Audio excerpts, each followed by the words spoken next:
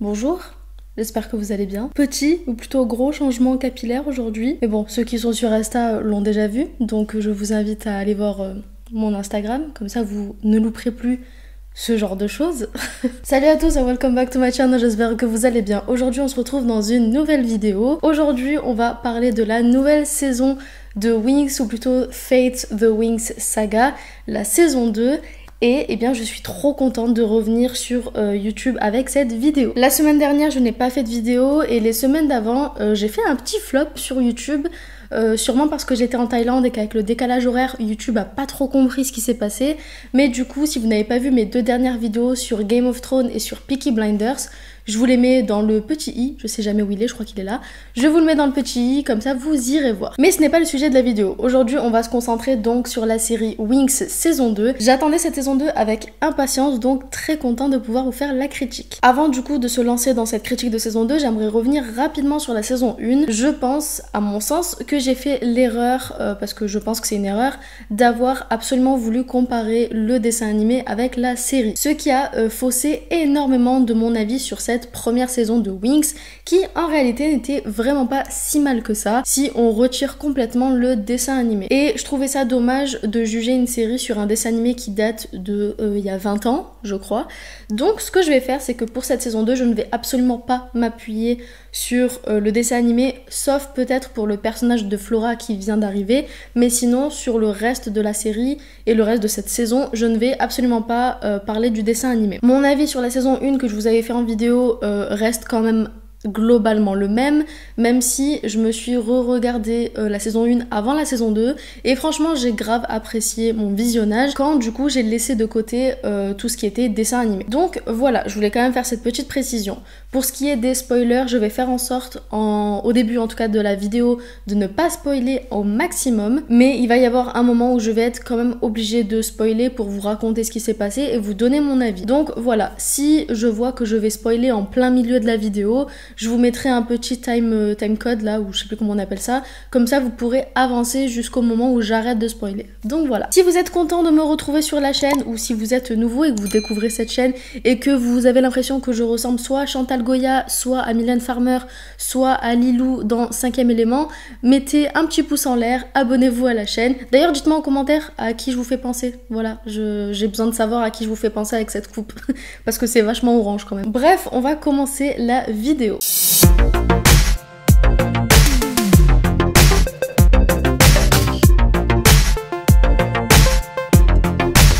Concernant l'intrigue, j'ai vraiment beaucoup aimé cette intrigue autour des sorciers. Ça ramène pour le coup au dessin animé et à toute l'histoire autour de Bloom et des sorcières.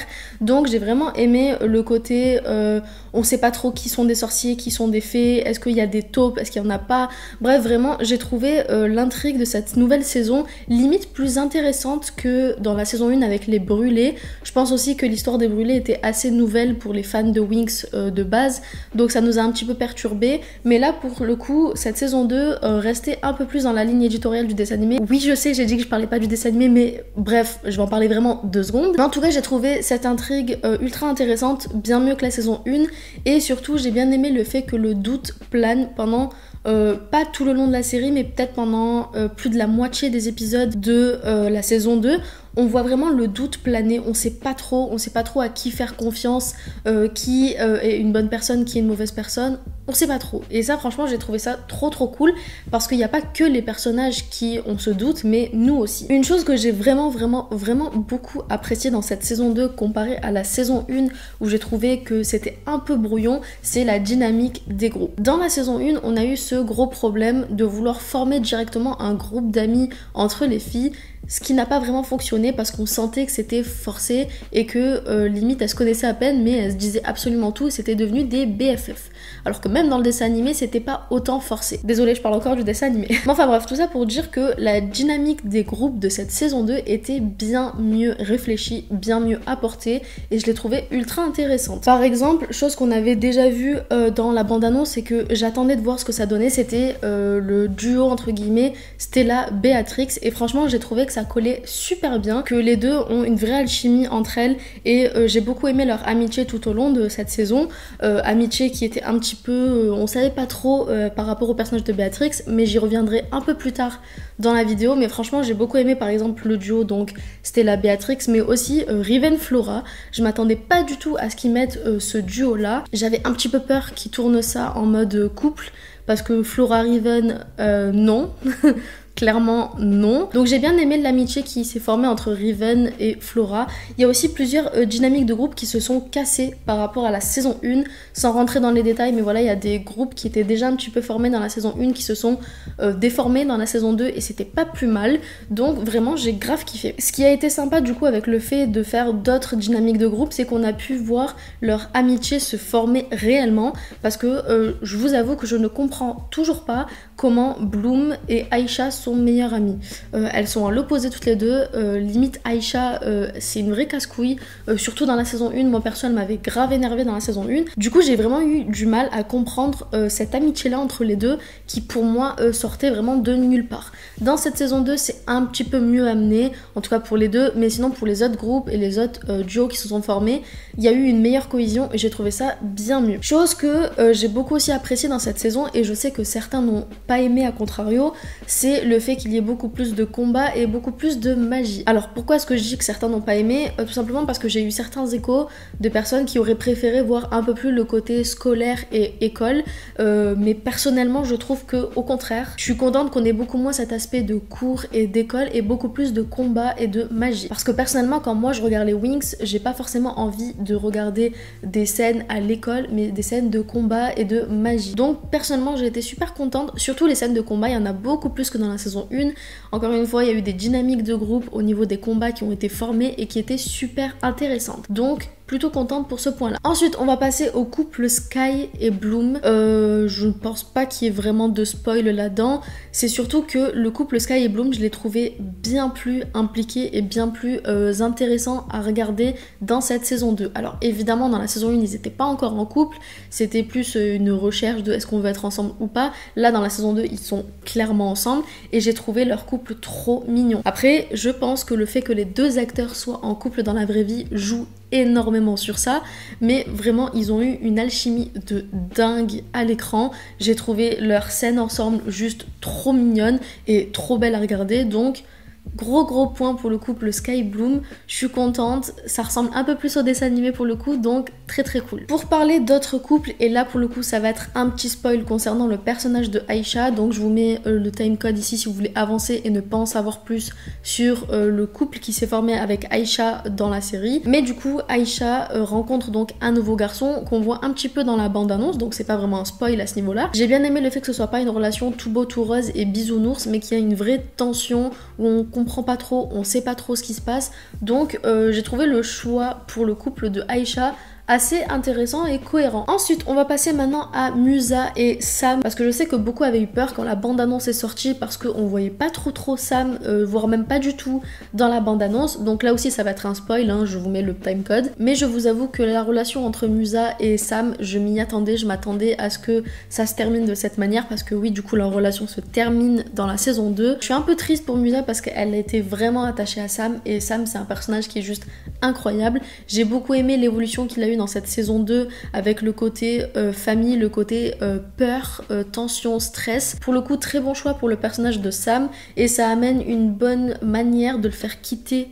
cette saison 2 sans que ce soit trop forcé. Et surtout ce que j'ai apprécié, c'est qu'ils n'ont pas directement refourgué Musa avec Riven, parce que je sais que tout le monde attend le couple Musa-Riven, et même si dans les dessins animés quand j'étais petite j'adorais ce couple, en grandissant j'ai détesté ce couple parce que Riven était ultra toxique, mais dans la série je suis plutôt dans l'attente de ce couple là pour le coup, parce que Riven n'est pas juste un con bad boy et c'est tout. Il y a une vraie profondeur derrière son personnage et j'ai hâte de voir son développement potentiel dans la saison 3 par exemple. Mais j'ai bien aimé le rapprochement entre Musa et Riven dans cette saison 2, même si c'était pas sur le plan amoureux. Parce que oui, c'était pas sur le plan amoureux, c'était vraiment sur le plan amical et l'entraide entre les deux. Musa se confie énormément à Riven dans cette saison quant à ses pouvoirs, quant à ses doutes, et ça fait plaisir. On s'attendait tous, je pense, à ce que ce soit l'inverse, que ce soit Riven qui parle à Musa, mais là c'était plus l'inverse et j'ai trouvé ça trop bien, le fait que Riven sauve Musa, enfin bref, il y a eu plein de petits trucs comme ça qui font que j'aime bien où va leur relation. Je pense qu'ils vont finir par se mettre en couple dans les saisons prochaines, mais le fait que ça soit progressif et que ça commence par une amitié, je valide à 2000%. Parce qu'il faut pas oublier que Musa, à la base, n'aime pas Riven, et Riven n'aime pas Musa. Enfin, vous voyez ce que je veux dire? Ils sont pas comme dans le dessin animé à avoir un coup de foudre d'un coup l'un pour l'autre. Ils s'aiment pas au début. Donc j'ai bien aimé le fait que ça passe de enemy to friends to potentiel lovers. Donc voilà, très contente pour Musa et Riven. D'ailleurs très contente pour Riven parce que je trouve qu'il a une belle évolution. Comme je vous disais, il est pas juste un connard prétentieux bad boy, hein. Il y a plus à creuser et on commence petit à petit à creuser, surtout dans cette saison 2. On a vu un changement vis-à-vis de Riven qui prend conscience des choses, qui essaie de faire les choses bien et j'ai hâte de voir ce que ça va donner plus tard. Bon, maintenant on va, je pense, directement aller dans le spoil, le full spoil, parce qu'on va parler des morts qu'il y a eu dans cette saison 2. Parce que oui, il y a eu plusieurs morts dans cette saison 2. Alors, on va commencer du coup avec Rosalind, je sais jamais comment le prononcer, j'oublie à chaque fois. Mais pour ce qui est de Rosalind, elle est morte. Et je ne m'y attendais pas du tout. Je m'attendais pas à ce qu'elle meure et encore moins que ce soit Bloom qui la bute, voilà, tout simplement. Parce que voilà, on a toujours ce côté, les fées, elles sont toutes mignonnes, c'est le bien, et les sorcières c'est le mal. Là, j'ai bien aimé que dans la série, globalement, hein, pas juste dans cette saison, mais dans la série, il n'y ait pas tout noir et blanc. Vous voyez ce que je veux dire? Ils ont tous du bon et du mauvais en eux, ils ont tous de la force, mais aussi beaucoup de faiblesse en eux. Et j'ai bien aimé que ce soit apporté de cette manière, surtout pour le personnage de Rosalind, donc, qui meurt, sachant que pendant tout le long de la saison, même si on savait très bien ce qu'elle avait fait à Farah dans la saison 1, on savait pas trop si on pouvait lui faire confiance ou pas. Un peu comme Bloom en fait, un coup elle lui fait confiance, un coup elle lui fait pas confiance. D'ailleurs, quelque chose que je n'ai pas aimé pour le coup globalement dans cette saison, c'est Bloom qui est vachement casse-couille avec Rosalind. Ok, tu veux savoir qui sont tes parents, ok, tu veux savoir ce qui s'est passé dans ta vie, c'est pas une raison pour faire aveuglément confiance à une connasse. Bref, voilà, ça c'est dit. Mais très contente que Rosalind soit morte. Rosalind, bref. Très contente que Rosalind soit morte. Je m'attendais pas à ce qu'elle meure comme ça et aussi rapidement. Enfin, rapidement. Elle meurt en fin de saison, mais je m'attendais pas à ce qu'elle meure dès la saison 2. D'ailleurs, en parlant de Farah, très contente du retour de Farah. Le côté conservation de l'esprit pendant un certain temps pour délivrer un message. J'ai trouvé ça bien amené parce que je pense qu'il était nécessaire que Farah meure pour l'avancement de l'histoire.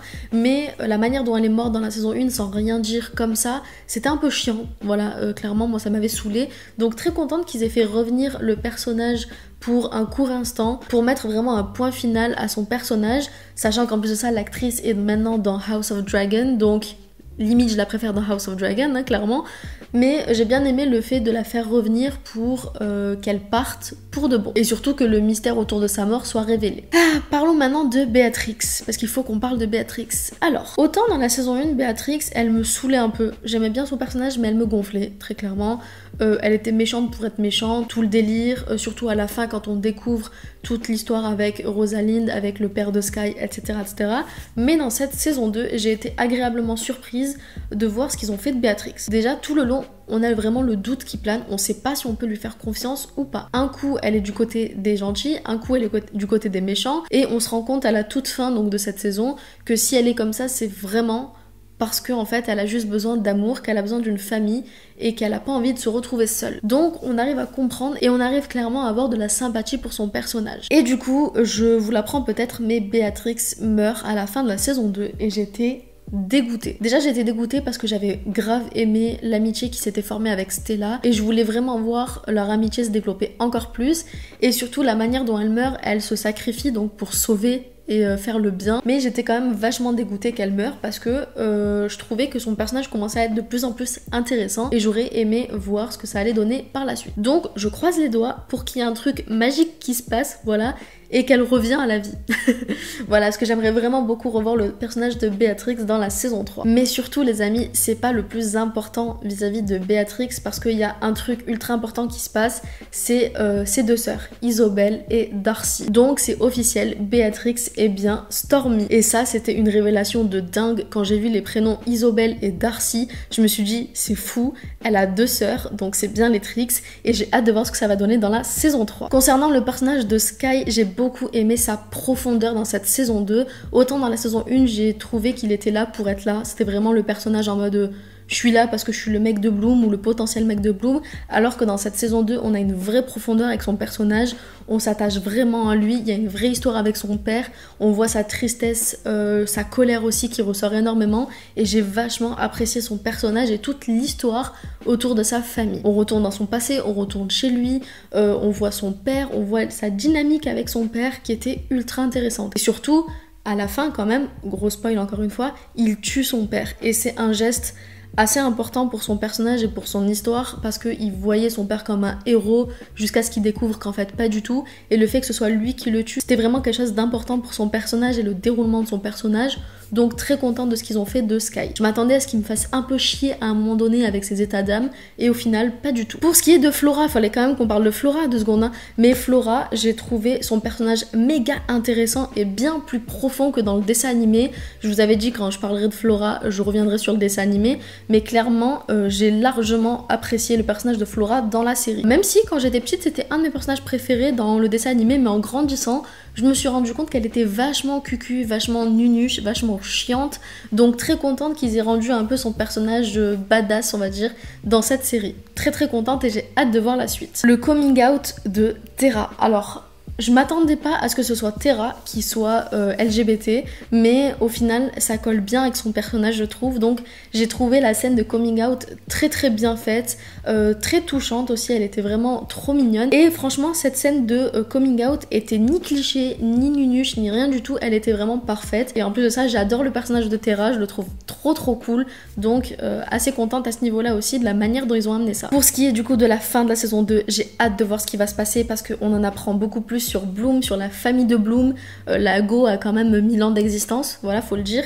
Donc très hâte de voir ce qu'ils vont faire, sachant qu'en plus de ça, on voit sa mère à la fin de la saison 2, donc j'ai hâte de voir. Et sinon, ce que je n'ai pas aimé dans cette saison, parce qu'il faut quand même que je parle de ce que j'ai pas aimé, c'est le côté sexe, encore une fois, sauf que j'ai été agréablement surprise de voir qu'il n'y en avait pas tant que ça. Donc au final, j'ai trouvé cette saison vachement cool et bien meilleure que la saison 1. Donc voilà, je sais que beaucoup ne l'ont pas aimé, donc n'hésitez pas à me dire en commentaire ce que vous avez pensé, mais on a le droit d'avoir chacun nos avis, hein, bien évidemment.